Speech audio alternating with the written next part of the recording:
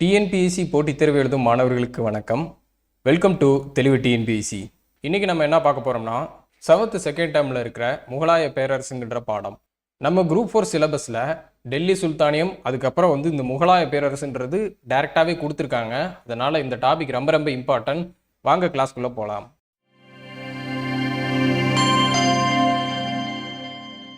அறிமுகம். பாபர் இருக்கார் பார்த்தீங்களா, இந்த பாபரோட வருகையினோட இந்தியாவில் ஒரு புதிய சகாப்தமும் ஒரு புதிய பேரரசும் தொடங்கியச்சு. நம்ம டெல்லி சுல்தானியம் அப்படின்ற பாடத்தில் எண்டிங்க்கு வரும்போது பாபருக்கு அதுக்கப்புறம் டெல்லி சுல்தான்களுக்கு அப்புறம் வரது யாருன்னா பாபர்னு சொல்லி பார்த்தோமா.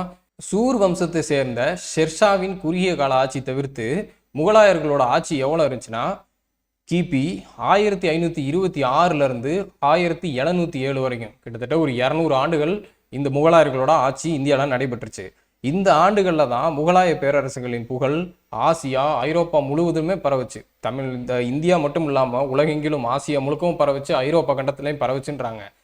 இந்த மேற்கொண்ட இந்த படங்கள்ல இருக்காங்க பார்த்தீங்களா, இவங்க தான் மிகச்சிறிய 6 முகலாய பேரரசர்கள். ஒவ்வொருத்தராக பார்ப்போம். ஃபர்ஸ்ட் பாபர், இவரோட மகன் ஹுமாயூன், இவரோட மகன் அக்பர், அப்புறம் அப்படியே ஜஹாங்கீர், ஷாஜஹான், கடைசி அவுரங்கசீப். இந்த 6 முகலாயர்களை பற்றி தான் இந்த படத்தில் கொடுத்துருப்பாங்க. வரிசையாக பார்ப்போம்.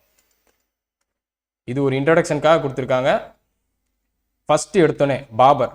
இவரோட காலகட்டம் எதுனா 1526 1530 வரைக்கும் கிபி. இந்தியாவில் முகலாய பேரரசை நிறுவியவர் ஜாகிருதீன் முகமது பாபர். ஓகேங்களா, இவரோட முழு பேர் ஜாகிருதீன் முகமது பாபர். இந்த முகல் அப்படின்ற அந்த முகலாயர்ன்னு இருக்குங்களா, அதில் அந்த முகல் அப்படின்ற வார்த்தை இருக்குது பார்த்தீங்களா, அது பாபரோட மூதாதையர்கள்ட்ட இருந்து வந்தது. அவங்களோட பெயர்களில் இந்த முகல் அப்படின்னு சொல்லி சேர்ந்துருக்கு.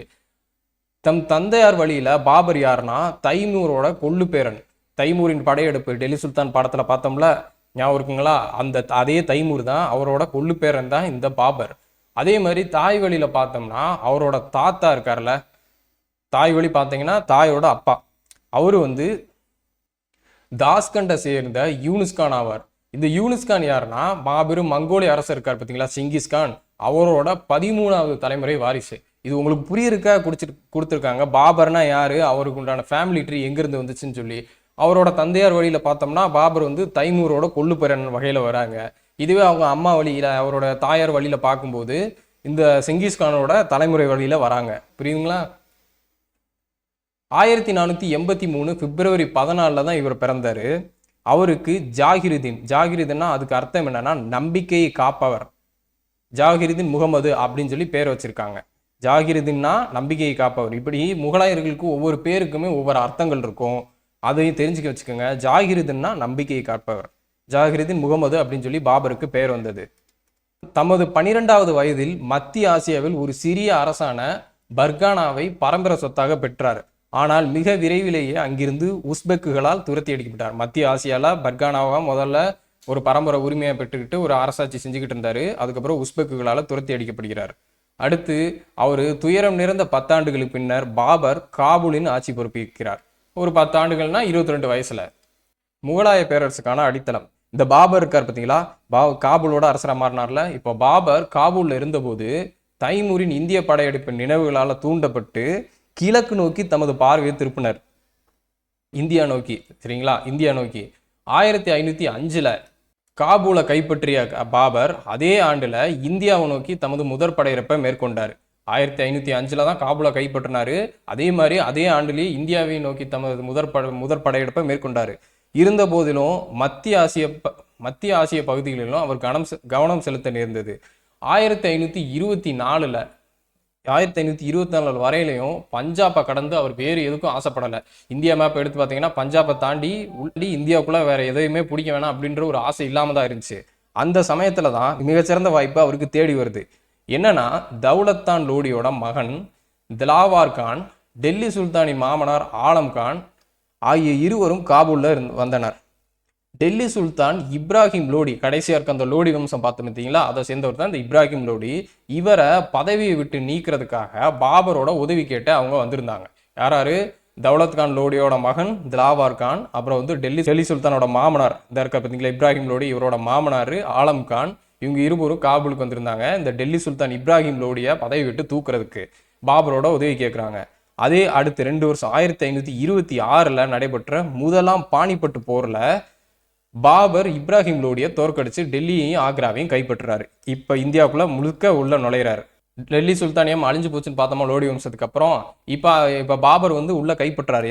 எப்ப எந்த போர் மூலமா? 1526 முதலாம் பானிபட்டு போர் மூலமா. இவ்வாறு முகலாய வம்சத்தின் ஆட்சி ஆக்ராவை தலைநகராக கொண்டு துவங்கியது. புரியுதுங்களா? டெல்லின்றது யாரோட தலைநகராக வச்சு கொண்டு இது பண்ணாங்க? டெல்லி சுல்தானியர்கள்.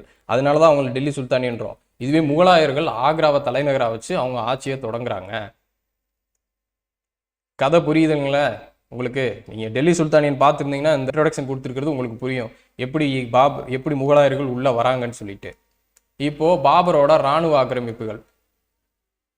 பாபர் 1527 ராணா சங்காவையும் அவரோட ஆதரவாளர்களையும் கண்ணா என்னும் இடத்துல தோற்கடிச்சாரு. அடுத்து வருஷங்கள் அப்படியே வரும். 1526 பானிபட்டு போர், முதலாம் பானிபட்டு போர். 27 ராணா சங்காவையும் அவரோட ஆதரவாளர்களையும் கன்வா என்னும் இடத்துல தோற்கடித்தாரு. இது 2வது பாயிண்ட். 3வது பாயிண்ட் என்னன்னா 1528 சந்தேரி தலைவருக்கு எதிரான போர்ல வெற்றி பெற்றாரு பாபர். அடுத்து 1529 இது 4வது பாயிண்ட். வங்காளம், பீகார் ஆகியவற்றை சேர்ந்த ஆப்கானிய தலைவர்களை வெற்றி கொண்டார். ஆனால் தமது வெற்றிகளை ஒருங்கிணைக்கும் முன்னரே 1530 5வது பாயிண்ட் பாபர் இயற்கை எழுதினார். இந்தியா முழுக்க பிடிக்க ஆரம்பிச்சார். வருஷம் ஒவ்வொரு வருஷமா உள்ள வர்றாரு. 1526 பானிபட் போர் மூலமா இந்தியாவில் முகலாயர் ஆட்சியை நிறுவுறாரு.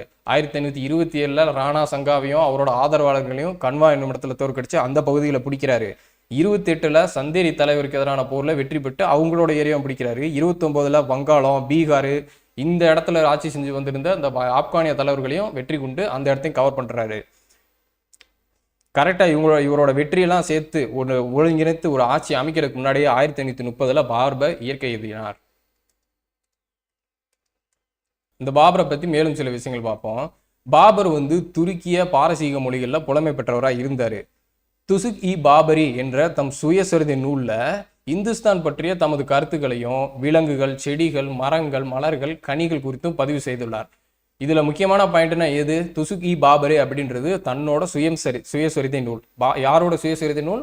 பாபரோட சுயசரிதை நூல். அதுல இந்துஸ்தானா இந்தியாவை பத்தி தனது கருத்துக்களை குறிச்சிருக்காரு. அதுல விலங்குகள், இந்தியாவில் இருக்க விலங்குகள், செடி கொடி, மரங்கள் இதெல்லாம் பத்தி குறிப்பிட்டிருக்காரு. செங்கிஸ்கான் தம்முடைய மகன்கள் எல்லாம் யாரு தகுதியுடையாரோ அவரை தான் வாரிசு அறிவிச்சிருந்தாரு. அதே மரபை தான் இவரு பின்பற்றிருப்பாரு. இவருக்கு பிடிச்ச மூத்த மகன் யாருன்னா இந்த ஹுமாயூன். இவரை வந்து தன்னோட வாரிசா அறிவிச்சிருப்பாரு. அடுத்த அறையில அவரு தான் ஏறணும் அப்படின்னு சொல்லிட்டு. இப்ப 1530 பாபர் இறந்துட்டாரா, அடுத்து அவரோட மகன் பொறுப்பேற்பாரு. இவரு ஒரு 10 வருஷம் 1530 1540 வரைக்கும் ஒரு 10 வருஷமும், அடுத்தது 1555 56 வரைக்கும் வெறும் 1 வருஷமும் 11 வருஷம். இது தனியா இருக்கும். இது என்னன்னு சொல்லிட்டு கொடுத்துருப்பாங்க, பார்ப்போம். ஃபர்ஸ்ட் இந்த இதை பாருங்க. இந்த ஹுமாயூன் இருக்கு பார்த்தீங்களா, இவர் அரச பதவி ஏற்ற உடனே தன்னோட தந்தையின் விருப்பத்துக்கு இணங்க தாம் பெற்ற நாட்டை பிரித்து சகோதரர்களுக்கும் கொடுத்தாரு. நாட்டையே பிரித்து அவங்களோட பிரதர்ஸ்க்கு கொடுத்துட்டாங்க. அவங்களோட சகோதரர் யாருன்னா கம்ரான், ஹிண்டல், அஸ்காரி. இந்த 3 இருக்குமே, மொத்தம் 4 பேர். ஹுமாயூன், கம்ரான், ஹிண்டல், அஸ்காரி. ஆனால் இவங்க ஒவ்வொருத்தரும் ஒவ்வொரு பகுதியை பெற்றுக்கிட்டாங்க. ஆனால் அவர்கள் ஒவ்வொருவருக்கும் டெல்லியின் அரியணை மீது தான் ஆசையாக இருந்துச்சு. இவர்களை தவிர ஹுமாயூனுக்கு வேறு சில போட்டியாளர்களும் இருந்தனர். அவர்களில் குறிப்பிடத்தக்கவர் யாருன்னா பீகாரையும் வங்காளத்தையும் ஆட்சி செஞ்சு வந்த ஆப்கானியனான ஷெர்ஷா சூர். இவர் தான் இந்த போட்டோ கொடுத்துருப்பாங்க, ஷெர்ஷா சூர். இவர் தான் அந்த இடைப்பட்ட காலம், இந்த 1540 அப்புறம் 55 வரைக்கும் அவர் தான். இவரை பற்றி பார்ப்போம். இந்த ஷெர்ஷா சூரை பற்றி பார்ப்போம். இந்த ஷெர்ஷா இருக்கார் பார்த்தீங்களா, இவர் 1539 சவுசா என்ற இடத்துலையும் 1540 கன்னோஜ்லையுமேவும் 2 இடத்துலையுமே போர் புரியும் போது ஹுமாயூனை தோற்கடிச்சிருப்பாரு. 2 இடத்துலையுமே ஜெயிச்சிருப்பாரு. இதனால அரியணையிலிருந்து தூக்கி வீசப்பட்ட இந்த ஹுமாயூன் ஈரானுக்கு தப்பிச்சு ஓடிடுவாரு. பாரசீக அரசர் சாபவிட் வம்சத்தை சேர்ந்த ஷா தாமஸ் பெம்பரோட உதவியால மறுபடியும் 1555 டெல்லியை மீண்டும் கைப்பற்றுவதில் வெற்றி பெற்றுவாப்புல. டெல்லியை மீண்டும் கைப்பற்றுவதில் வெற்றி பெற்றுவாப்புல. ஆனால் 1556 டெல்லியில் தன்னோட நூலகத்தோட படிக்கட்டுகளில் இடறி விழுந்து ஹுமாயூன் மரணத்தை தழுவினார். அவரோட ஒரு நூலகத்தில் போயிட்டு இருக்கும்போது, அடுத்த வருஷமே நூலகத்துக்குள்ள நடந்து போயிட்டு இருக்கும்போது படிக்கட்டில் இடறி விழுது இறந்து போயிடுவார். அந்த இடைப்பட்ட காலங்கள் இருக்குது பார்த்தீங்களா, இந்த 1540 அப்புறம் இந்த 55 வரைக்கும் இந்த டைமிங்கில் தான் இந்த ஷெர்ஷான்றவர் ஆட்சி பண்ணியிருப்பார். இப்போ நம்ம என்னென்ன பார்த்துருக்கோம், பாபர் பார்த்துட்டோமா. பாபர் எவ்வளோ 1526லேருந்து 1530 வரைக்கும் இந்த டைமிங்கில் பாபர் ஆட்சி செஞ்சார். இதுக்கப்புறம் இவரோட மகன் ஹூமாயூன் வந்தார், 1530லேருந்து 1540 வரைக்கும் ஆட்சி செஞ்சார். இவருக்கு அப்புறம் யார் வருவான்னா இந்த ஷெர்ஷா சூரி வருவார். இப்போ இந்த ஷெர்ஷா சூரியை பற்றி பார்ப்போம். ஷெர்ஷா சூரி கிடையாது, ஷெர்ஷா சூரி அல்லது ஷெர்ஷா சூர் எப்படி வேணால் சொல்லலாம். இப்போ இந்த ஷெர்ஷா பீகாரில் சசாரம் பகுதியை ஆண்டு வந்த ஹசன் சூரி என்னும் ஆப்கானிய பிரபுவனோட மகன் தான் இவர். யாரு? ஷெர்ஷா சூரின்றவர் சகாரம் பகுதி, பீகாரில் இருக்க சகாரம் பகுதி ஆட்சி செஞ்சு வந்த அரசரான, அதுவும் ஆப்கானிய பிரபுவோட மகன் தான் இந்த ஷெர்ஷா சூரி. யார் அந்த ஆப்கானிய பிரபு? ஹசன் சூரி. ஹூமாயூன் ஆட்சி இலக்க செஞ்ச பின்னாடி ஷெர்ஷா ஆக்ரால சூர் வம்சத்தின் ஆட்சியை தொடங்கி வச்சாரு. தமது குறுகிய கால ஆட்சியில வங்காளம் முதல் சிந்து வரை காஷ்மீர் நீங்களாக பரவி இருந்த ஒரு பேரரசை உருவாக்கினார். நல்ல பயனை தரும் ஒரு நில வருவாய் முறையினையும் அறிமுகம் செய்தார். ஷெர்ஷா பல சாலைகளை அமைச்சாரு, நாணயங்களையும் அதே மாதிரி நிறுத்தல் முகத்தல் அளவுகளையும் அளவுபடுத்தினார். அதாவது தர நிர்ணயம் செய்வாங்க பார்த்தீங்களா, குவாலிட்டி கண்ட்ரோல் பண்ணுவாங்களா, அந்த மாதிரி நிறுத்தல்னா 1 கிலோனா இவ்வளோ இருக்கணும், முகத்தல் அளவுனா 1 லிட்டர்னா இவ்வளோ இருக்கணும், இந்த மாதிரி சொல்லி இந்த அளவுகளெல்லாம் அவர் முறைப்படுத்தினார் அந்த காலத்தில் ஷெர்ஷான்றவர். 1540 to 45 இந்த காலகட்டம். அடுத்து அக்பர் 1550 605 வரைக்கும். இவரை நம்ம எத்தனாவா பார்க்குறோம்? ஃபர்ஸ்ட் பார்த்தது பாபர், அடுத்து ஹூமாயூன், அடுத்து ஷெர்ஷா சூரி பார்த்தோம். இப்போ 4வதா அக்பர் பார்க்குறோம். இவரை பற்றி பார்ப்போம். 1556 ஹூமாயூன் இயற்கை எழுதிய பின்னாடி படிக்கட்டில் இறந்து விழுந்து தவறுனார் சொன்னோம்ல, அவரோட 14 வயசு மகனான அக்பர் அரசராக முடிசூடப்பட்டார். அக்பர் சிறுவனாக இருந்ததுனால பைரம் கான் என்கின்ற பகர ஆளுநர் பொறுப்பேற்று அக்பர் சார்பாக ஆட்சி புரிந்தார். பகர ஆளுநர்கள்னா யாருன்னு சொல்லி முன்னாடி படத்திலே சொல்லியிருப்பேன். பகர ஆளுநர்கள்னா யாரு? இந்த மாதிரி அரசர் சிறு வயதுக்காரராக இருந்தாங்கன்னா அவங்களால ஆட்சி பண்ண முடியாது. அப்படி இருக்கும்போது அவங்களுக்கு பதிலாக ஒரு ஆளுநர் ஆட்சி பண்ணுவாரு. அவரை எப்படி அழைக்கப்படுகிறாரு? பகர ஆளுநர். ஆனால் சூர் வம்சத்தை சேர்ந்த ஹிமு என்னும் தளபதி 1556 டெல்லியையும் ஆக்ராவையும் கைப்பற்றி கொண்டாரு. அதே ஆண்டுல பைரம் கான் இந்த இவருக்கார பகர ஆளுநர் இந்த பானிபட் போர்க்காலத்துல 2ஆம் பானிபட் போர் 1556 நடக்கும். முதல் பானிபட் போர் எப்பங்க சொல்லுங்க? இப்ப முன்னாடி தான் நான் நடத்தினேன். இது 2ஆம் பானிபட் போர் 1556 நடக்கும். இதுல ஹெமுவை தோற்கடித்து கொன்றார். இந்த நாட்டோட அன்றாட ஆட்சி விவகாரங்களில் பைரம் கானின் மேலதிக்கத்தை அக்பரால் சகிச்சு கொள்ள முடியாது. அதனால அவரோட தூண்டுதல் காரணமாக பைரம் கான் குஜராத்தில் கொல்லப்படுவார். யாரு? அக்பர் தூண்டி விடுவார். அதனால இவர் பைரம் கானை கொன்றுவாங்க. இதனால அக்பர் அரசை முழுமையாக கட்டுப்படுத்த முடிந்தது. படையெடுப்பின் மூலமாகவும் நட்புறவின் மூலமாகவும் அக்பர் இந்தியாவில் பெரும்பகுதியை தமது கட்டுப்பாட்டுக்குள் கொண்டு வந்தார். இவர் படையெடுப்புகள் மூலமாகவும் கொண்டு வந்திருப்பாரு, நட்புறவின் மூலமாகவும் நிறைய கொண்டு வந்திருப்பாரு. இவரை பத்தி நிறைய படிப்போம், டீட்டெயிலாக கொடுத்துருப்பாங்க, பார்ப்போம். மிக முக்கிய அரசர் இந்த அக்பர். இவர் பெண் ஆட்சியாளர் மீது படையெடுப்புன்னு சொல்லி கொடுத்துருப்பாங்க, அந்த டீட்டெயில்ஸ் பார்ப்போம். இந்த அக்பர் இருக்கார் பார்த்தீங்களா, இவர் மாலவத்தையும் மத்திய இந்தியாவின் சில பகுதிகளையும் கைப்பற்றினாரு. மத்திய இந்திய பகுதியை சேர்ந்த ராணி துர்கா தேவியை அக்பர் தோற்கடிச்சாரு. இதனை மற்றவங்க விரும்பல. ஏனென்றால் அவர் அக்பருக்கு தீங்கு எதுவும் செய்யலை. ராணி துர்காதேவி அக்பருக்கு எதிராக இது செய்யலை. இருந்த போதிலும் தோற்கடிச்சாங்க. இருந்த போதிலும் பேரரசை உருவாக்கும் ஆசையால் உந்தப்பட்ட அக்பர் ராணியாரின் நல்லியல்பை கணக்கில் எடுத்துக்கொள்ளவில்லை. அதை போலவே தென்னிந்தியாவில் அகமது நகர் அரசோட பகர ஆட்சியாளராக இருந்தது யாருன்னா புகழ்பெற்ற ராணி சந்த் பீவி. சந்த் பீவி மேலேயும் அக்பர் படையெடுத்தார். 2 ராணியார், ராணி துர்காதேவி, ராணி சந்த் பீவி.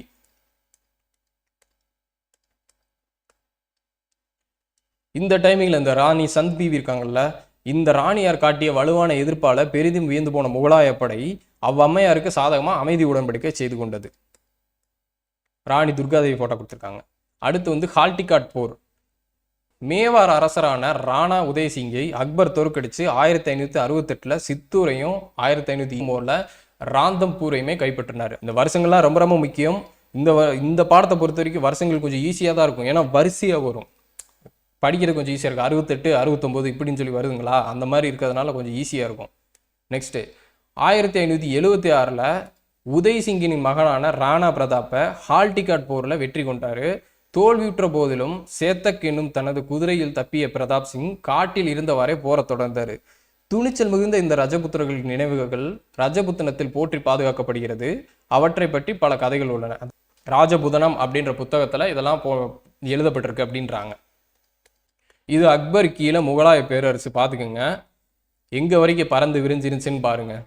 மத்திய இந்தியா வரைக்கும், இங்கே வங்காளம் முழுக்க, இங்கே ஒரிசா, பீகார், இங்கே தில்லி, ஆக்ரா, இந்த இதுதான் கைப்பற்றினாங்கன்னு பார்த்தோமா. அதை தாண்டி இங்கிட்டு உள்ளே வரலன்னு சொல்லி பார்த்தோம். இங்கிட்டு இந்த மேப்பை பார்த்துக்குங்க. அடுத்து அரேபியா, தென்கிழக்காசியா, சீனாவோட வணிக தொடர்பு. குஜராத்தை அக்பர் கைப்பற்றிய நிகழ்வு குஜராத் கடற்பகுதியில் வாணிகம் மேற்கொண்டிருந்த அரேபியரையும் ஐரோப்பியரையும் தமது கட்டுப்பாடுக்குள் கீழே கொண்டு வர உதவுச்சு. கிழக்கே வங்காளம், பீகார், ஒடிசா ஆகியவை மீது அக்பர் மேற்கொண்ட படையெடுப்புகள் தென்கிழக்கு ஆசியாவுடனும் சீனாவுடனும் தொடர்பு ஏற்பட உதவியது. எப்படின்னா இந்த மேப்பை பாருங்க, உங்களுக்கு புரியும். இந்த பக்கம் பார்த்துக்கிட்டேன்னு வைங்களேன், பீகார், ஒரிசா, வங்காளம், இந்த பக்கம் இருக்கிற அந்த கடல் பகுதியில் இருக்கிறதெல்லாம் சீனாலேருந்து வணிகம் வந்துச்சுன்னா, கடல் வணிகர்கள் வராங்கன்னா இங்கிட்டு இருக்கிறத போல கண்ட்ரோல் பண்ணலாம். அதுவே இந்த குஜராத்தை எடுத்து பாருங்களேன், இங்கிட்டு கண்ட்ரோல் பண்ணுறது, இந்த பக்கம் பார்த்தீங்கன்னா அரேபியா, ஐரோப்பாவிலேருந்து வர வணிகர்களை கட்டுப்படுத்த முடியும். இப்படி ரெண்டு பக்கமும் கடல் வணிகத்தை கட்டுப்படுத்தினாருன்றாங்க. புரியுதுங்களா? மேப்பை பார்த்தா உங்களுக்கு புரியும். அடுத்து இவரோட வடமேற்கு படையெடுப்புகள். நாடுகளை கைப்பற்றும் நோக்கில் அக்பர் மேற்கொண்ட படையெடுப்புகளில் முக்கியமானவை வடமேற்கு பகுதிகளில் மேற்கொள்ளப்பட்ட இராணுவ நடவடிக்கை ஆகும். இதன் மூலம் அக்பர் காண்டகார், காஷ்மீர், காபூல் ஆகியவற்றை பேரரசோட இணைச்சாரு. தக்காணத்தில் மேற்கொள்ளப்பட்ட படையெடுப்புகள் பீரார், காண்டேஸ், அகமது நகரின் சில பகுதிகளை இணைக்கப்படுவதற்கு இட்டு சென்றது. வடக்கே காஷ்மீர், தெற்கே கோதாவரி நதி வர இவரோட கண்ட்ரோலுக்கு வந்துருச்சு. யாரோட கண்ட்ரோல்? அக்பரோடது. அதே மாதிரி மேற்கே காண்டகார், கிழக்கே வங்காளம் ஆகியவற்றுடன் முகலாய பேரரசு பறந்து விரிஞ்சிருந்துச்சு ஒரு இந்தியா முழுக்க. மேப்பை பார்த்தீங்களா? அந்த மாதிரி 1605 அக்பர் இயற்கை எழுதினாரு. அவரோட உடல் ஆக்ராவுக்கு அருகே சிக்கந்தராவில் நல்லடக்கம் செய்யப்பட்டது. அவரோட உடல் எங்க நல்லடக்கம் செய்யப்பட்டது? சிக்கந்தரா. இனி அக்பரை பற்றின சில பாயிண்ட்கள் இருக்கு, அதை பார்த்துட்டு வந்துடுவோம். அக்பரோட கொள்கை: வாழ் வலிமையின் மூலம் பெறப்படும் ஆதாயங்களை காட்டிலும் அன்பின் மூலம் பெறப்படும் ஆதாயங்களின் ஆயுள் அதிகம் என்பதை அக்பர் உணர்ந்திருந்தார். எனவே இவர் என்ன பண்ணுறாருன்னா, முக்கியமானது இந்து பிரபுக்கள், அப்புறம் இந்து மக்கள் திரளின் நம்பிக்கையை பெற அனைத்து முயற்சிகளையும் மேற்கொண்டார். முஸ்லீம்கள் அல்லாதோர் மீது விதிக்கப்பட்டிருந்த இந்த ஜிசியா வரி, அதையும் ரத்து செஞ்சார். அதே மாதிரி இந்து பயணிகள் மீது விதிக்கப்பட்டிருந்த வரிகளையும் நீக்கினார். இந்த ஜிசியா வரினா முஸ்லீம் அல்லாதவருக்கு விதிக்கப்படுகிற விதி. இது டெல்லி சுல்தானியர்கள் காலத்தில் போடப்பட்டிருக்கும். அதை நீக்கினது யாருன்னா அக்பர். சரிங்களா? இதுக்கப்புறம் மறுபடியும் இன்னொரு முகலாயர் இதே ஜிசியா வரியை மறுபடியும் அமல்படுத்தியிருப்பாரு. அது என்னன்னு சொல்லி பார்ப்போம். இதை நீக்கினது யாரு? அக்பர். போட்டவங்க யாரு? டெல்லி சுல்தானியர்கள்.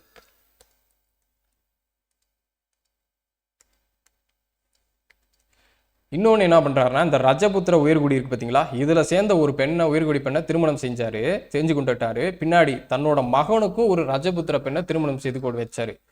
பேரரசோட உயர் பதவிகளில் இந்த ரஜபுத்திர பிரபுக்களையும் பணியமர்த்தினாரு.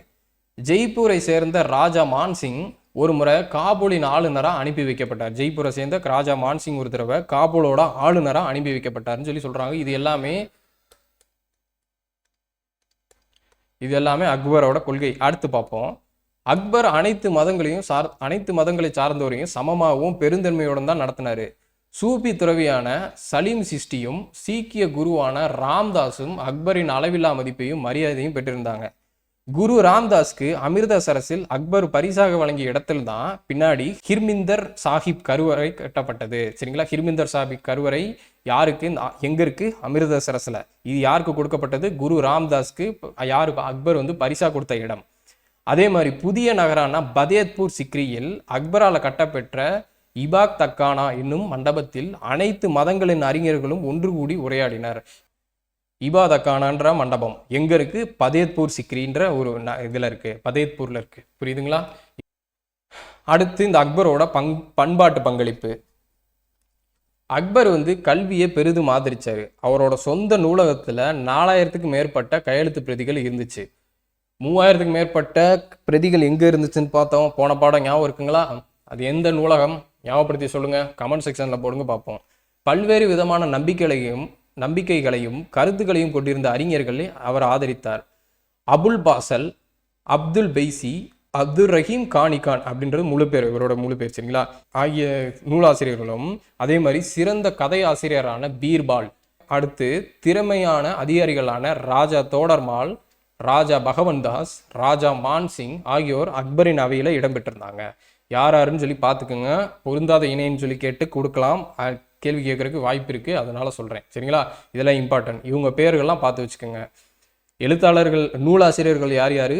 அபுல் ஃபாசல், அப்துல் பைசி, அப்துல் ரஹீம் கானிகான், இவங்க 3 பேரும் நூலாசிரியர்கள். அடுத்து சிறந்த கதையாசிரியர் யாருன்னா பீர்பால். அடுத்து திறமையான அதிகாரிகள் யார் யார்? 3 ராஜாக்கள் இருப்பாங்க.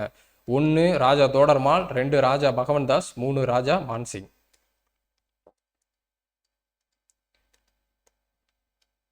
பாடலாசிரியரும் இசை மேதையுமான தான்சன், அதே மாதிரி ஓவியர் தஷ்வந்த் ஆகியோர் அக்பரோட அவையை அலங்கரிச்சாங்க. இவங்க எல்லார் பேரையும் பார்த்து வச்சுக்கோங்க. அவ்வளோதான், அக்பர் முடிச்சிட்டோம். அடுத்து ஜஹாங்கீர் போகிறோம். ஜஹாங்கீர் 1605 1627 வரைக்கும். அக்பருக்கு பின்னாடி அவரோட ரஜபுத்திர மனைவிக்கு பிறந்த இளவரசர் தான் இந்த சலீம் நூருதீன் முகமது ஜஹாங்கீர். இந்த இங்க இருக்கிற ஜஹாங்கீருக்கு அர்த்தம் என்னன்னா உலகத்தை கைப்பற்றியவர் அப்படின்ற பேர். ஓகேங்களா? இந்த பேர்ல மகுடம் சூட்டி கொண்டாரு, அதாவது அரியணை ஏறினார். அவரோட முழு பேர் என்ன? சலீம் நூருதீன் முகமது ஜஹாங்கீர். அரசாட்சியை காட்டிலும் கலைகள், ஓவியங்கள், தோட்டங்கள், மலர்கள் ஆகியவற்றின் மீது அவர் அதிக ஈடுபாடு கொண்டிருந்தார். இதனால ஜஹாங்கீரோட மனைவியார் நூர்ஜஹான் என அறியப்பட்ட மெஹருன்னிசா, இவங்களோட ஒரிஜினல் பேரை பார்த்து வச்சுக்கோங்க. இவங்க தான் உண்மையான அதிகாரத்தை பெற்றவராக திகழ்ந்தார். இவர் அந்த அரசாட்சி பண்ணுறது காட்டிலும் இந்த கலைகளில், ஓவியங்கள், தோட்டங்கள் இதில் கவனம் செலுத்துறதுலேயே போயிட்டாரு. அதனால அவங்களோட மனைவியாரான மெஹருன்யா, நூர்ஜஹான் என்று அறியப்பட்ட மெஹருன்யா உண்மையான அதிகாரத்தை பெற்றவராக திகழ்ந்தார். தந்தையாரோட மரபுகளை ஓரளவுக்கு இவர் பின்பற்றினார். இந்த மாதிரி மற்ற மதங்களாக இருக்கிறவங்களையும் மதிக்கணும் அப்படின்னு சொல்லிட்டு அந்த தான். சரிங்களா? அக்பரோடது. அக்பர் காலத்து சமய சகிப்பு தன்மையை ஜஹாங்கீர் காலத்திலும் தொடர்ந்தது. கரெக்ட் தான். ஆனாலும் தமக்கு எதிராக அரியணையை கைப்பற்ற முயற்சி மேற்கொண்டு கலகம் விளைவித்த தமது மகன் குஸ்ருவுக்கு உதவினார் என்பதற்காக சீக்கிய தலைவர் குரு அர்ஜுன் சிங்கை தூக்கிலிடும்படி ஜஹாங்கீர் உத்தரவிட்டார். இதனால என்ன நடக்கும்னா ஒரு பெரிய கலகம் நடக்கும். இதனால் என்ன நடக்கும்னா முகலாயர்களுக்கும் சீக்கியர்களுக்கும் இடையே நெடுநாட்களாக போர்கள் நடைபெறும். இதன் காரணமாக ஆப்கானிஸ்தான், பாரசீகம், மத்திய ஆசியா ஆகிய பகுதிகளில் வணிக பாதைகள் மீதான தங்கள் கட்டுப்பாட்டை முகலாயர்கள் இலக்க நேர்ந்துச்சு. அடுத்து காண்டகாரை முகலாயர்கள் இழந்து வடமேற்கிலிருந்து வரும் படையெடுப்புகளுக்கு இந்தியாவை திறந்து வைத்தது போன்றதாகியது. ஜஹாங்கீர் அகமது நகரை கைப்பற்றிய போதிலும் அது அவருடைய ஆட்சி காலம் முழுவதிலும் பிரச்சனைக்குரியதாகவே இருந்துச்சு. அப்போ பார்த்துக்குங்க, ஜஹாங்கீர் காலத்தில் பிரச்சனைகள் மேலே பிரச்சனை வர ஆரம்பிக்குது. ஜஹாங்கீர் போர்த்துகீசியருக்கும் பின்னர் ஆங்கிலேயர்களுக்கும் வணிக உரிமையை வழங்கினார். இவர் மூலமாக தான் ஆங்கிலேயர்கள் இந்தியாவுக்குள்ள வராங்க. புரியுதுங்களா? இப்போ புரியுதுங்களா? இதுக்கப்புறம் ஆங்கிலேயர்களை தான் பார்க்க போகிறோம். கொஞ்சம் கொஞ்சமாக உள்ளே வருவாங்க. ஃபஸ்ட்டு வணிகம் பண்ணுறதுக்காக வருவாங்க, கிழக்கிந்திய கம்பெனின்னு சொல்லி வச்சுட்டு வருவாங்க. அப்படி கடைசியில் நம்மளை அடிமை பண்ணுறது அதெல்லாம் படிப்போம், ஐஎன்எம் பார்ட்டில் வரும். இப்போ புரிஞ்சுக்கோங்க, யார் இவங்களுக்கெல்லாம் ஆங்கிலேயருக்கும் இந்த போர்த்துகீசியர்களுக்கும் உரிமை கொடுத்தது, வணிக உரிமை கொடுத்தது ஜஹாங்கீர். இங்கிலாந்து அரசர் முதலாம் ஜேம்ஸோட பிரதிநிதியான தாமஸ் ரோ ஜஹாங்கீரின் அரசவைக்கு வருகை புரிந்தார்.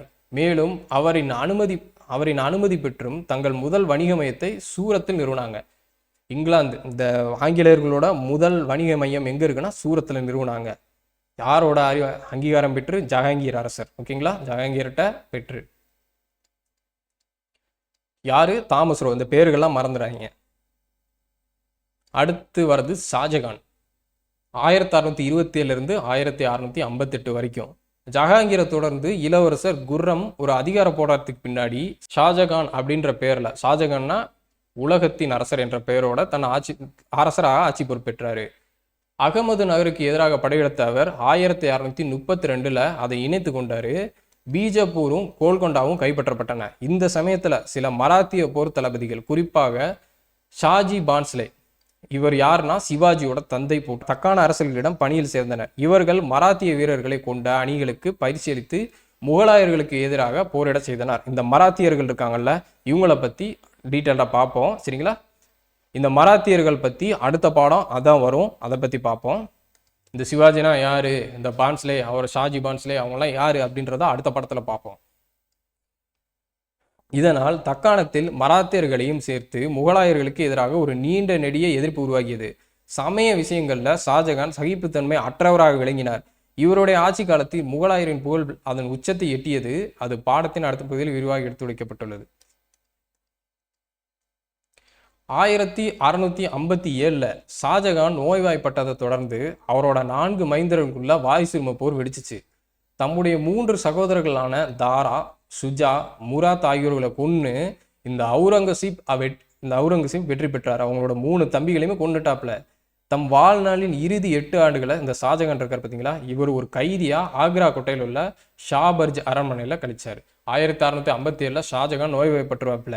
அதுக்கப்புறம் இவரோட 4 மகன்கள் அவங்களுக்குள்ளே போட்டி வந்து யார் அரியணை கைப்பற்ற போகுது அப்படின்னு சொல்லி பார்க்கும்போது இந்த அவுரங்கசீப் மற்ற 3 பேரையும் கொன்றுவார். அவரோட தந்தையை அந்த ஆக்ராவில் இருக்கிற ஒரு கோட்டையில் சிறை வச்சிருவார்.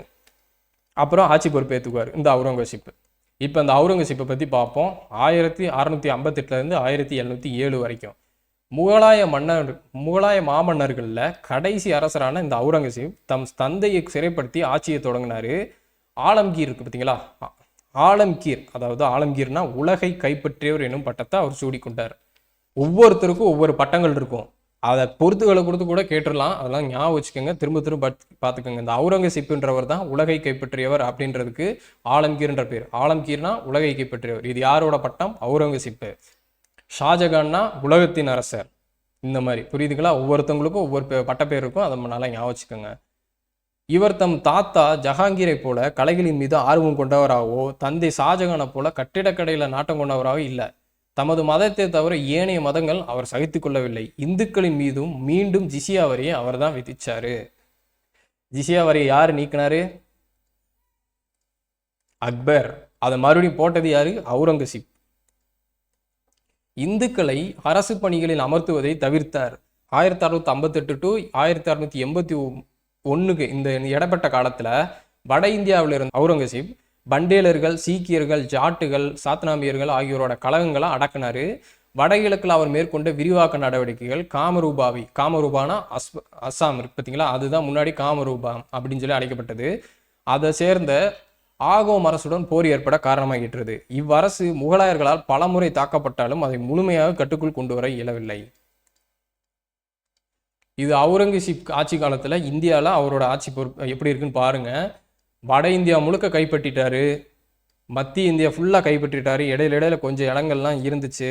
வேலூர், செஞ்சி, தஞ்சாவூர், கீழே இந்த பாளையக்காரர்கள் இருக்காங்க பார்த்தீங்களா, அவங்களோட இடத்த மட்டும்தான் கைப்பற்ற முடியல அவுரங்கசீப்பால. பாளையக்காரர்களை பற்றி பார்ப்போம் பின்னாடி. அடுத்து ரஜபுத்திரர் மற்றும் மராத்தியருடன் கொண்டிருந்த உறவு. அவுரங்கசீப் ரஜபுத்திரர்கள் மீது கொண்டிருந்த பகைமை அவர்களுடன் நெடுங்காலமான போருக்கு வழிவகுத்தது. நிலைமையை மேலும் மோசமாக்கும் வகையில் அவருடைய மகன் இளவரசர் அக்பர் அவருக்கு எதிராக கலகம் செய்ததோடு ரஜபுத்திரர்களுடன் சேர்ந்து கொண்டு இடையூறு விளைவித்தார். அவுரங்கசீப்போட மகனான இளவரசர் அக்பரேவோ அவருக்கு எதிராக கலகம் செஞ்சதோடு ரஜபுத்திரர்களோட சேர்ந்துட்டாரு. தக்காணத்தோட இளவரசர் அக்பர் சிவாஜியின் மகன் சாம்பாஜியுடன் ஒப்பந்தம் ஒன்றை மேற்கொண்டார். இதனால் 1689 1689 அவுரங்கசீப் தக்காணம் செல்ல நேர்ந்தது.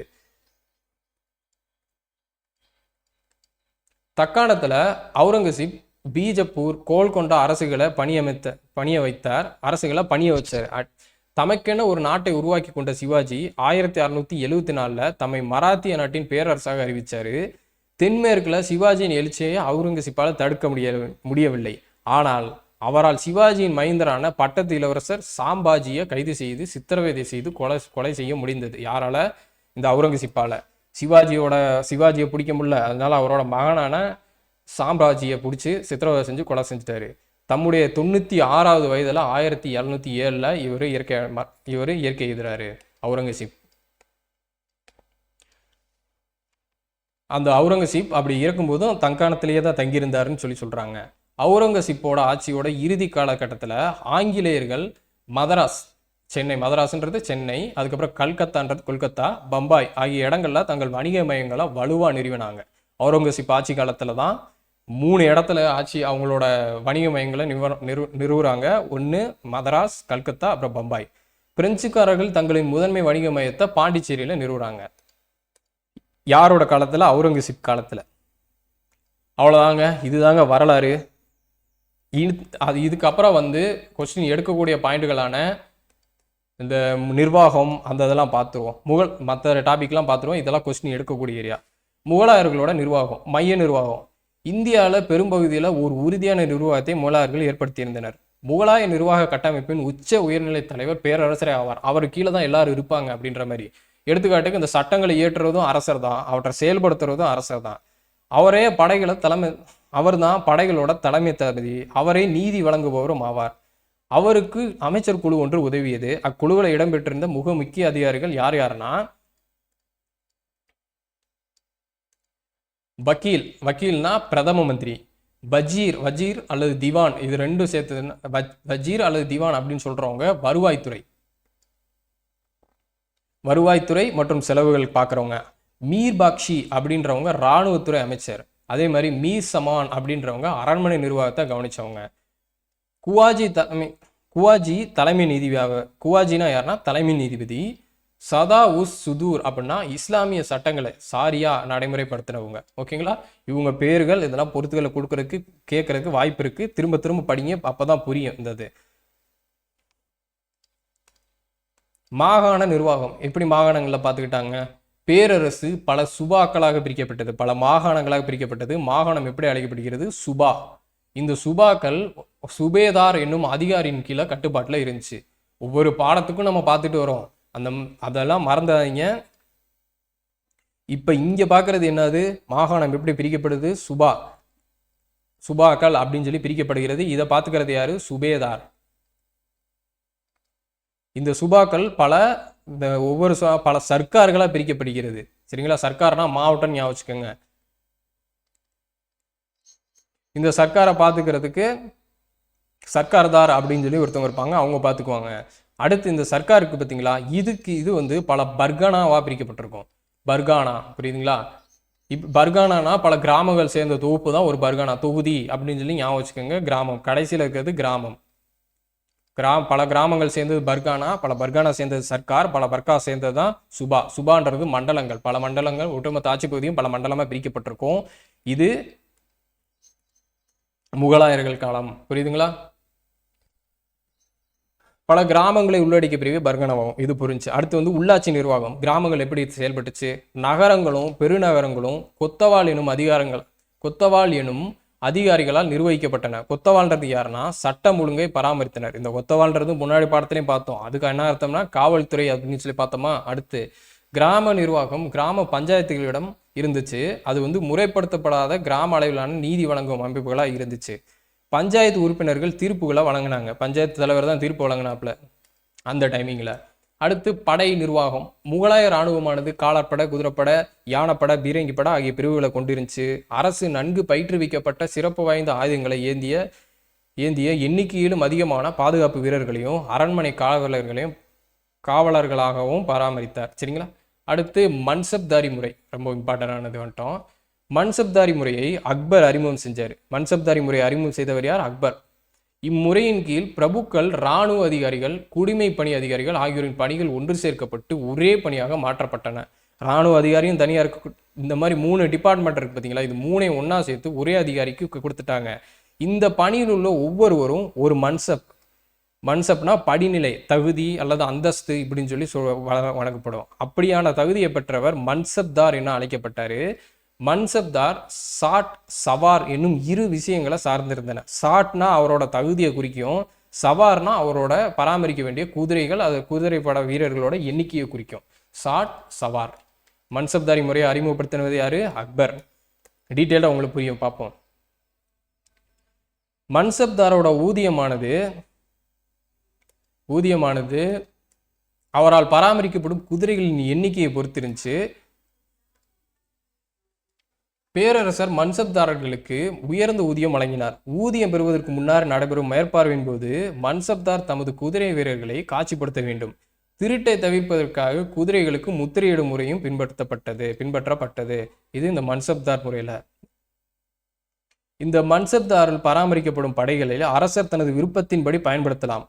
அக்பருடைய ஆட்சி காலத்தில் மன்சப்தார் பதவி பரம்பரை உரிமை சார்ந்ததாக இல்லை. அவருக்கு பின்னாடி அது பரம்பரை உரிமை சார்ந்ததா பணியானது. அக்பருக்கு பின்னாடி வந்தவங்க டைமிங்ல அது பரம்பரை உரிமை ஆயிடுச்சுன்றாங்க.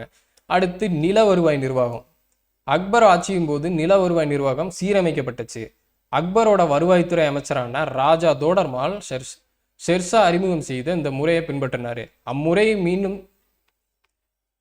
அம்முறையை மேலும் இவர் சீர் செஞ்சார். தோடர்மாலில் ஜப்து முறை வடமேற்கு மாகாணங்களில் நடைமுறைப்படுத்தப்பட்டது. இம்முறையின்படி நிலங்கள் அளவை செய்யப்பட்டு அவற்றின் இயல்புக்கும் வளத்திற்கும் ஏற்றவாறு வகைப்படுத்தப்பட்டன.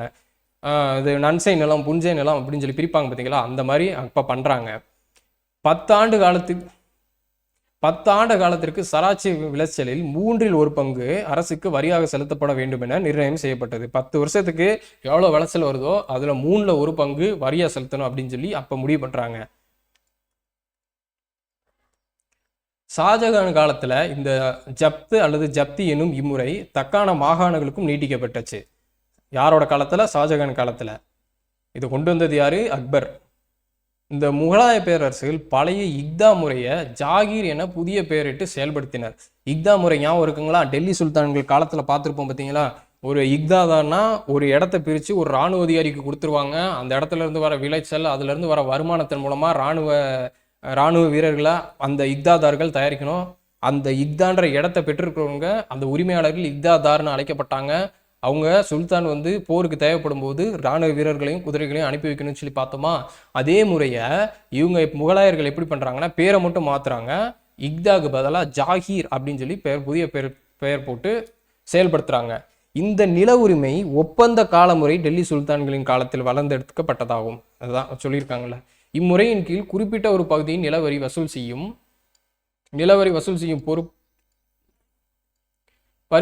பொறுப்பும் அந்த பகுதியை நிர்வகிக்கும் பொறுப்பும் இராணுவ அல்லது சிவில் அதிகாரி ஒருவர்கிட்ட ஒப்படைக்கப்பட்டது. அவருடைய தற்போதைய பெயர் ஜாகீர்தார் ஆகும். முன்னாடி இக்தாதார்னு அழைக்கப்பட்டார், இப்போ ஜாகீர்தார்னு சொல்றாங்க. தங்களது ஊதியத்தை பணமாக பெறாத ஒவ்வொரு மன்சப்தாரும் ஜாகீர்தார் ஆவார். மன்சப்தாரி முறைன்னு இருக்கு பார்த்தீங்களா, அது எப்படி மறுவிற்கு ஊதியம் பெறாத மன்சப்தார் எப்படி அழைக்கப்பட்டாங்கன்னா ஜாகீர்தார்னு சொல்லி அழைக்கப்பட்டாங்க. தன் அதிகாரிகள் மூலம் நிலவரியை வசூல் செய்தார். மாவட்ட அளவிலான வரி வசூல் அதிகாரி அமீல் குஜார் ஆவார். மாவட்ட அளவிலான நில வரி வசூல் அதிகாரி யாருன்னா அமீல் குஜார். அவருக்கு பொட்டதார், கனுங்கோ, பட்வாரி, முக்காதம் போன்ற துணைநிலை அதிகாரிகள் உதவி செய்தனர். இந்த பேர்கள்லாம் திரும்ப திரும்ப படிக்கணும், ரிவிஷன் பண்ணணும். அப்போ தான் உங்களுக்கு மைண்டில் ஏறும். ஒரே தடவை படிச்சோன்னே மைண்டில் ஏறிடும்னு நினச்சிடாதீங்க, தப்பான செயல். திரும்ப திரும்ப படிங்க. இனி ஃப்யூச்சர்லேயும் இதே பாடங்கள் ஹையர் ஸ்டாண்டர்ட்லேயும் வரும். அப்போ கொஞ்சம் இன்னும் கொஞ்சம் பாயிண்ட்டுக்கு தான் அதிகமாக வரும். இப்போயே நீங்கள் இதை படித்து ரிவிஷன் பண்ணி மைண்டில் ஏற்றிட்டீங்கன்னா அப்போ நீங்கள் கஷ்டப்பட தேவையில்லை. சரிங்களா? அடுத்து போகலாம். அடுத்து ஜமீன்தாரி முறை. நில உரிமையாளர்களிலிருந்து நிலவரியை ஜமீன்தாரி முறை எப்படி ஆரம்பிக்குதுன்னு பாருங்க. நில உரிமையாளர்களிடமிருந்து நிலவரியை வசூலிக்க பணியமர்த்தப்பட்டவர்கள் தான் ஜமீன்தார்கள். நில உரிமையாளர்கள்ட்டிருந்து நிலவரியை வசூலிக்க பணியமர்த்தப்பட்டவங்க தான் ஜமீன்தார்கள். ஜமீன்தார்கள் முகலாய அதிகாரிகள், படை வீரர்கள் ஆகியோரின் உதவியுடன் நிலவரியை வசூல் செய்தனர். சட்டம் ஒழுங்கு, அமைதி ஆகியவற்றையும் பாதுகாத்தனர். உள்ளூர் அளவிலான தலைவர்களும் சிற்றரசர்களும் ஜமீன்தார்கள் என்று அழைக்கப்பட்டாங்க. அதுக்கப்புறம் உள்ளூர் அளவிலான தலைவர்களும் சிற்றரசர்கள் ஜமீன்தார்கள் தான் அழைக்கப்பட்டாங்க. ஆனால் 16ஆம் நூற்றாண்டின் இறுதியில் 1500களில் எண்டிங்கில் இறுதி பகுதியில் ஜமீன்தாரர்களுக்கு தங்களுக்கு ஜமீன் பகுதிகள் மீது பரம்பரை உரிமை வழங்கப்பட்டது.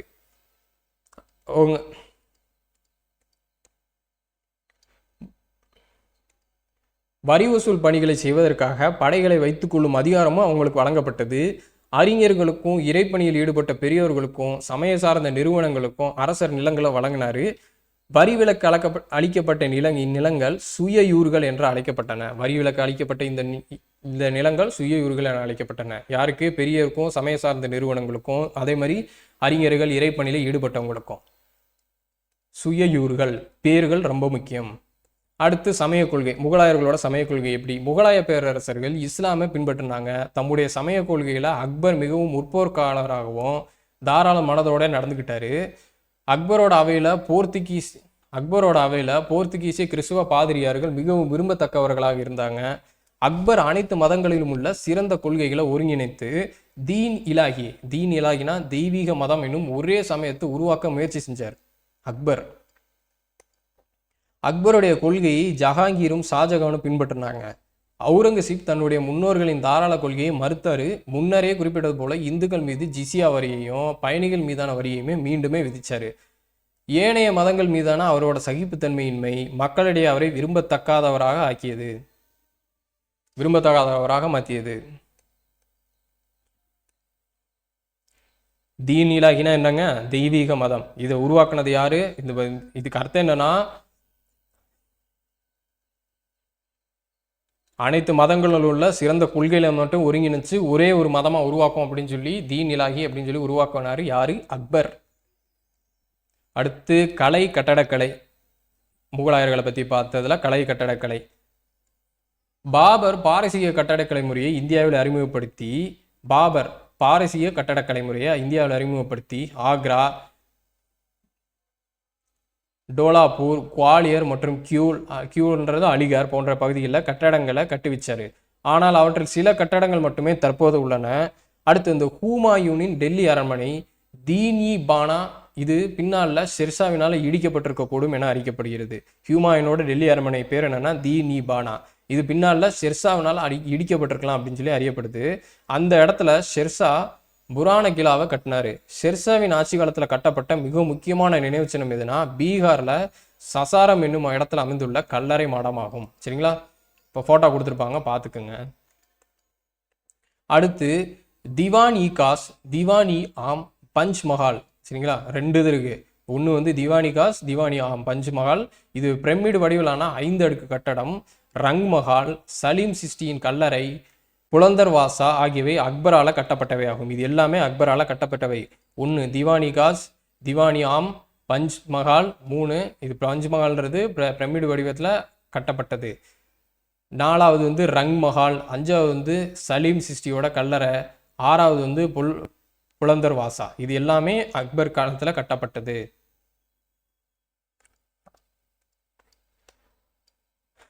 சிக்கந்தராவில் உள்ள அக்பரின் கல்லறை கட்டடப்பாணிகையை ஜஹாங்கீர் நிறைவு செய்தார். மேலும் ஆக்ராவில் நூர்ஜஹானின் தந்தையரான இம்மத் உல் தௌலாவின் கல்லறையும் கட்டினார். ஆக்ராவில் புராண கிலான்றது கட்டடம் பார்த்துக்கோங்க, போட்டோ கொடுத்துருக்காங்க, பார்த்துக்கோங்க. அடுத்து முகலாய பேரரசும் அதன் புகழும் உன்னதமும் ஷாஜகான் காலத்தில் உச்சத்தை எட்டியது. பேரரசர் அமர்வதற்காக விலையுயர்ந்த நவரத்ன கற்கள் பதிக்கப்பெற்ற மயிலாசனம் தயாரிக்கப்பட்டது. யமுனை நதிக்கரையில் உலக புகழ்பெற்ற தாஜ்மஹாலும் அந்த காலத்தில் கட்டப்பட்டது. முகலாயர்கள் காலத்தில் யமுனை நதிக்கரையில். தெரியுமில்ல, இது உங்களுக்கு இதை நான் சொல்லணும்னு இல்லை. மேலும் ஆக்ராவில் உள்ள முத்தி மசூதினா மோதி மசூதி. சரிங்களா? டெல்லியில் உள்ள மிகப்பெரிய ஜும்மா மசூதி ஆகியவை ஷாஜகானால் கட்டப்பட்டதாகும். முத்து மசூதினா மோதி மசூதி, அப்புறம் டெல்லியில் இருக்கிற மிகப்பெரிய ஜும்மா மசூதி ஷாஜகானால் கட்டப்பட்டதாகும். அவுரங்கசீப்பின் ஆட்சி காலத்தில் கட்டடக்கலை பெரிய அளவிலான ஆதரவை பெறலை. ஆனாலும் அவுரங்கசீப்போட மகன் ஆஜம் ஜாவால் தம் தாயின் அன்பை போற்றும் வகையில் அவுரங்காபாத்தில் கட்டப்பட்ட பிபிகா மக்பாரா என்னும் கல்லறை மாடம் குறிப்பிடத்தக்கதாகும். சரிங்களா? பிபிகா மக்பாரா அவுரங்காபாத்தில் இருக்கு. அடுத்து செங்கோட்டையை பற்றி ஒரு பாக்ஸ் பாயிண்ட் கொடுத்துருக்காங்க, இதோட பாட முடியுது. லால் குயிலா என்று அழைக்கப்படும் டெல்லியில் உள்ள செங்கோட்டை இருக்கு பார்த்தீங்களா, அதோட பேர் என்னன்னா லால் குயிலா. இது முகலாய பேரரசர்களின் வாழ்விடம் ஆகும். இது 1639 1639 பேரரசர் ஷாஜகானால் மதில்களால் சூழப்பெற்ற தனது தலைநகர் ஷாஜகானாபாத்தில் கட்டப்பட்ட அரண்மனையாகும். ஷாஜகானாபாத்தில் கட்டப்பட்ட, அந்த காலத்தில் ஷாஜகானாபாத்ன்னு சொல்லி அழைக்கப்பட்டது அந்த இடம். அந்த கோட்டை இப்படி அழைக்கப்படுகிறது லால் குயிலா. இப்போ நம்ம செங்கோட்டைன்னு சொல்கிறோம்ல, அதோட ஒரிஜினல் பேர் லால் குயிலா. எப்போ கட்டப்பட்டது? 1639 1639. இந்த கோட்டை சிவப்பு நிற கற்களால் கட்டப்பட்டிருந்தால இது செங்கோட்டை என அழைக்கப்படுகிறது. ரொம்ப ரொம்ப இம்பார்ட்டண்டான பாயிண்ட்டு. செங்கோட்டையை பற்றி கேட்டால் இங்கே டீட்டெயில்ஸ் கொடுத்துருக்காங்க. எந்த வருஷன்றதை பார்த்து வச்சுக்கோங்க, அதோட பேர் என்னன்னு பார்த்து வச்சுக்கோங்க, யார் கட்டுனாங்கன்றதை பார்த்து வச்சுக்கோங்க. இது கட்டும்போது அந்த இடத்துல அந்த பேர் என்னது? ஷாஜகானாபாத். அவ்வளோதாங்க, இந்த பாடம் முடிஞ்சு. இந்த பாடத்தை திரும்ப ஒரு தடவை இந்த பாடம் முடிஞ்சு. கொஞ்சம் படிக்கிறது கொஞ்சம் கஷ்டமாக தான் இருக்கும். இந்த பாடம் நிறைய பேர்கள் கொடுத்துருப்பாங்க, நிறைய கன்ஃபியூசிங்கான வார்த்தைகள் இருக்கும். நீங்கள் திரும்ப படிக்கும்போது தான் உங்களுக்கு அந்த இது மைண்டில் ஏறும். சரிங்களா? அடுத்த வீடியோவில் சந்திக்கிறேன். நன்றி.